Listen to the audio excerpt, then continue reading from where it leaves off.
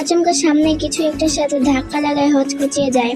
পড়ে যেতে গিয়েও নিজেকে সামলে নেয়। সামনে মানুষটার দিকে তাকাতে শুকনো ঢোক গিলেতে সব সাহস ফুস হয়ে হাওয়ায় যেন মিশে গেছে।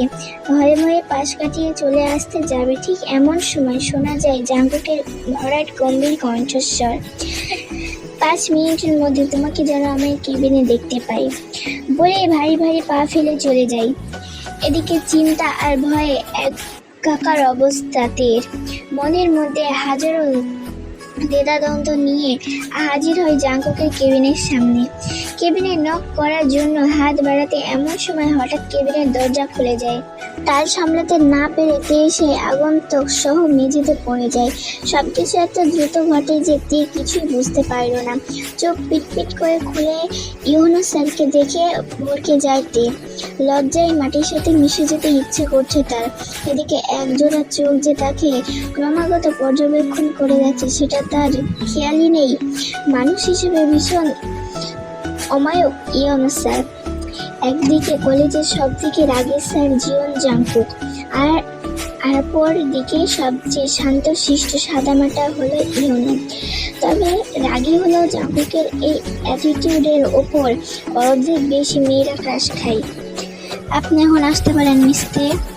কিন্তু স্যার আপনি তো আমাকে আসতে বললেন। কথাটা শোনা মাত্রই জাঙ্কুক শুধু একবার দিকে তাকায়, ব্যাস পাইকে তাকে এক দৌড়ে ক্লাসরুমে। তিনি চলে যাওয়ার পর নিজের চেয়ার ছেড়ে উঠে দাঁড়ায় জাঙ্কুক।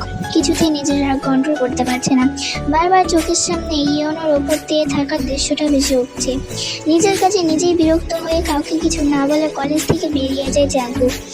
বেশ দূর থেকে ক্লাসরুমে আসায় আয়ু সুকা জিমিন অবাক হয়ে একে অপরের মুখ দেখে তো একবার মুখ দেখে, তারপর সবাই একসাথে হেসে দেয়। কি হনুমানের দল, তোরা এমন করে হাসছিস কেন? আমার মাথায় কি সিংহ গজিয়েছে নাকি? জিমিনের পাশে বসতে বসতে বাকিদের উদ্দেশ্যে কথাটা বলে তুই আগে বল, কোন বিশ্বযুদ্ধ করে আসছিস তুই যে এভাবে দৌড়ে এলি?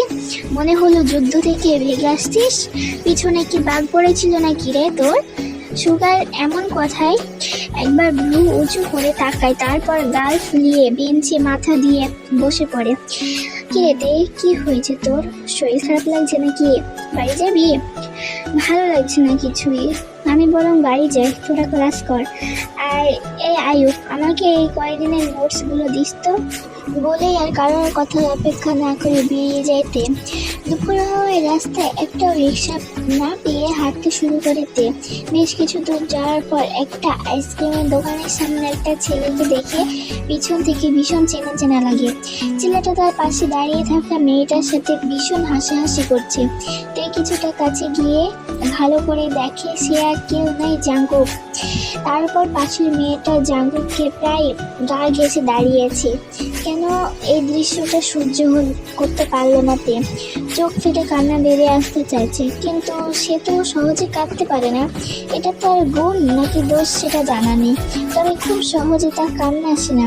তবে ভেতরে কোথাও একটা ভীষণ কষ্ট অনুভূত হয়, সেই সাথে এক চাপা অভিমানও হয় জাঙ্কুকের ওপর।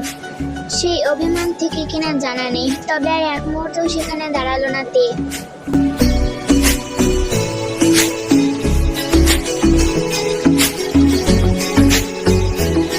বাড়িতে এসে রুমে ঢুকে বেডের উপর শুয়ে পড়ে আবারও তার চোখের সামনে ভেসে ওঠে সেই দৃশ্য।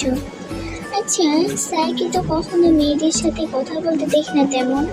অনেকেই স্যারকে পছন্দ করে, জোর করে কথা বলার চেষ্টা করে, কিন্তু সবসময় দেখি ওনাকে মেয়েদেরকে এড়িয়ে যেতে। কি সমস্যা? তবে যদি সত্যি উনি মেয়েদেরকে এড়িয়ে চলা পছন্দ করেন, তবে আজ যেটা দেখলাম সেটা তাহলে কি? তবে কি মেয়েটা স্যারের গার্লফ্রেন্ড?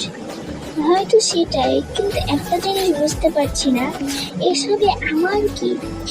আমার নিজের কেন এত কষ্ট হচ্ছে এসব ভাবতে? কেন স্যারের সাথে অন্য মেয়েকে মেনে নিতে পারছি না? আমি কি স্যারকে ভালোবেসে ফেললাম? এটা কিছুতেই হতে পারে না। স্যারের মনে এমন কিছু নেই, থাকলে কখনোই আমাকে এমন করে শাস্তি দিতে পারতেন না। উনি আমাকে শাস্তি দিয়ে পৈশাচিক আনন্দ পান। আর স্যারের গার্লফ্রেন্ড আছে, আমাকে ওনার থেকে দূরে থাকতে হবে। আমার অনুভূতিকে আমি কিছুতেই প্রশ্রয় দেব না। যেটা ঘটে গেছে তারপর এটা কখনো সম্ভব না। অতীতের পাতা অনেক সময় ভবিষ্যৎকে শেষ করে দেওয়ার ক্ষমতা রাখে।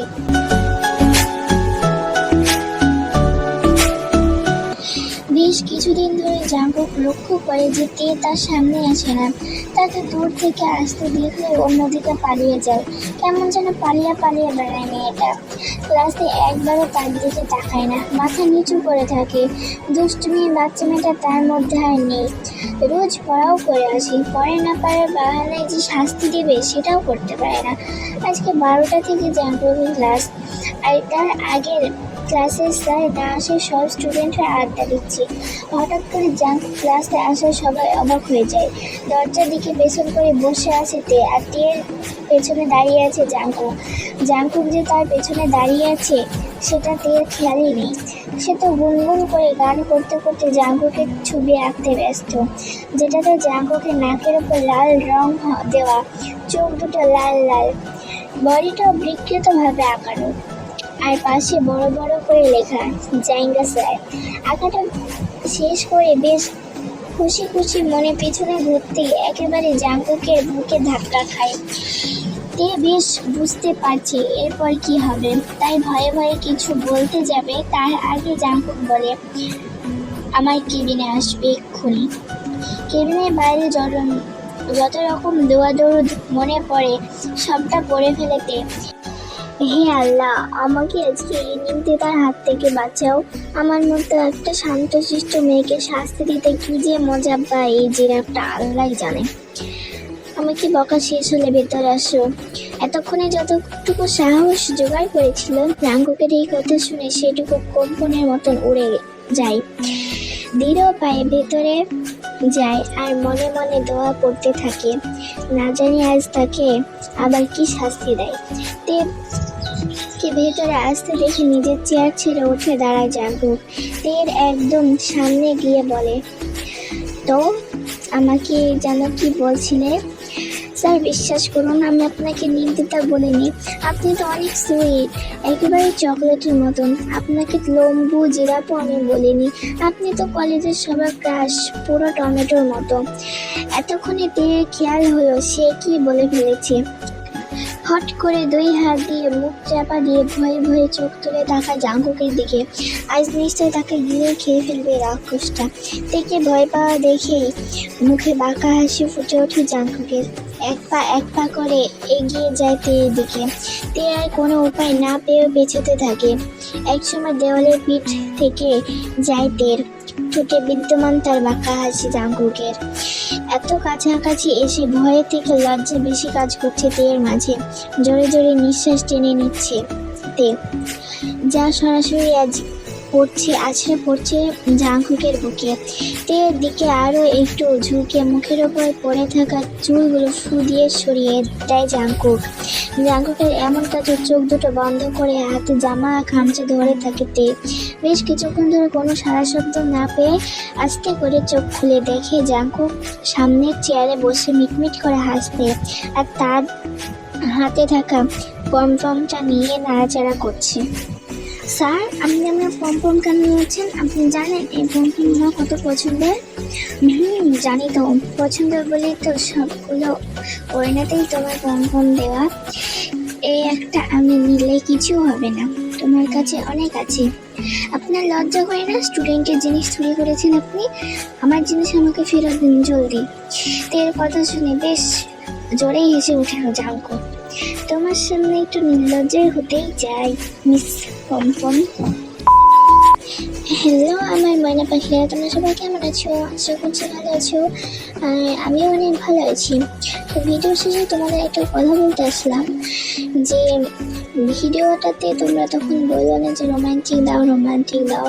আসলে আস্তে আস্তে ভিডিওটা রোমান্টিক হতে চলেছে। তো গল্পতে যেমন দেওয়া ছিল ভিডিওটা যে উল্লেখটা ছিল, আমি ঠিক সেমনই করার চেষ্টা করেছি। আর ভিডিওটা ভালো লাগলে লাইক কমেন্ট শেয়ার করে সাবস্ক্রাইবটা করে দিও। আর তোমাদের জন্য আরও নতুন নতুন আমি ভিডিও নিয়ে আসার চেষ্টা করবো। এবং তোমরা সবাই ভালো থাকো। বাই বাই, আল্লাহ হাফেজ।